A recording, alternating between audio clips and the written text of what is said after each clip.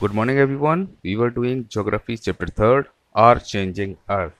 And so far, we have completed few topics like endogenic forces, exogenic forces, how volcano works, how the earthquake comes, and major landforms, work of river. We have read all these topics. Now we are going to read work of sea waves, यानी कि सी waves का क्या काम होता है या कैसे काम करती हैं। The erosion and deposition of the sea waves give rise to coastal landforms।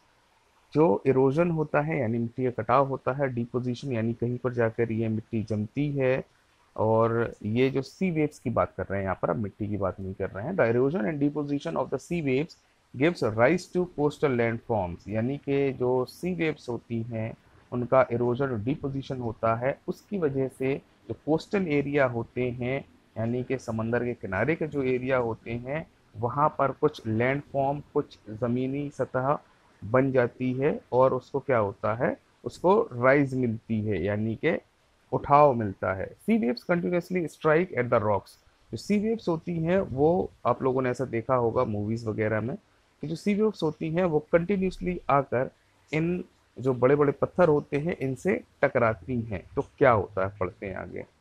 जब बड़ी बड़ी वो लहरें आकर चट्टानों से टकराती हैं तो क्रैक्स डेवलप, यानी कि जो क्रैक है उसमें चटकन है वो पैदा हो जाती है। Over time they become larger and wider, और धीरे धीरे जब ये कंटिन्यूस प्रोसेस चलता रहता है, लहरें आती रहती हैं, टकराती रहती हैं, तो उससे क्या होता है, वो क्रैक जो है यानी कि वो चटकन जो है वो थोड़ी सी और बड़ी हो जाती है और चौड़ी हो जाती है। Thus hollow like caves are form on the rocks. इस तरीके से वो खोखली केव टाइप की, जो गुफा टाइप की है, उस चट्टानों में बन जाती है।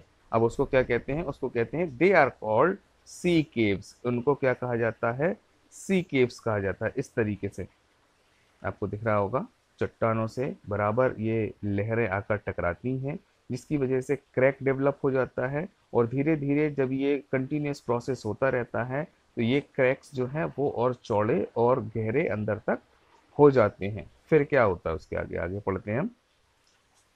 As these cavities become bigger and bigger, only the roof of the caves remain। और फिर से ये चट्टानें बराबर आकर चट्टानों से बराबर आकर तो लहरें टकरा रही हैं। पहले केव बनी, फिर उसके बाद कुछ बना, फिर उसके बाद कुछ बनता है। तो क्या होता है, ये प्रोसेस चलता रहता है।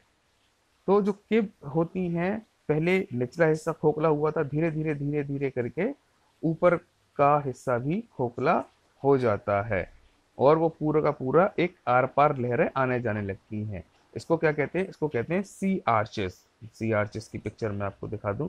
इस तरह से हो जाता है सी आर्चेस, यानी कि पहले चट्टानों से ये लहरें आकर टकराई, पहले चटकन हुई, चटकन के बाद क्रैक हुआ, क्रैक के बाद इसमें केव बनी, केव के बाद फिर बराबर वो लहरें आती रहीं, और बराबर लहरें आने से क्या हुआ, वो चट्टान जो है उसका कटाव हो गया, और एक खोखली जो एक सतह थी वो बन गई, और वहां से पानी आर पार जाने लगा। तो इसको कहते हैं सी आर्चेस। अब क्या होता है, उसके बाद फिर से लहरें जो हैं वो कंटिन्यूसली टकराती रहती हैं, टकराती रहती हैं, और उसके टकराने से क्या होता है, ऊपर तक का हिस्सा भी कट जाता है, ऊपर तक के हिस्से का भी कटाव हो जाता है, और वो इस तरीके से एक स्टैक बना लेती है। यानी कि नीचे पहले केव बनी, केव के बाद आर्चेस बनी, आर्चेस के बाद फिर ये जब कंटिन्यूसली लहरें टकराती रहीं तो ये स्टैक्स बन गए। ये होता है work of sea waves। Further erosion are left, further erosion breaks the roof and only walls are left। These walls like features are called stacks। The steep rocky coast rising almost vertically above sea water is called sea cliff, यानी कि अब ये यहाँ पर इसके ऊपर खड़े हो जाओ तो ये बिल्कुल एक अलग चट्टान बन जाती है, बिल्कुल सीधी खड़ी हुई वर्टिकल पोजीशन में होती है, और vertically above sea water is called sea cliff. इसको सी क्लिफ कहा जाने लगता है।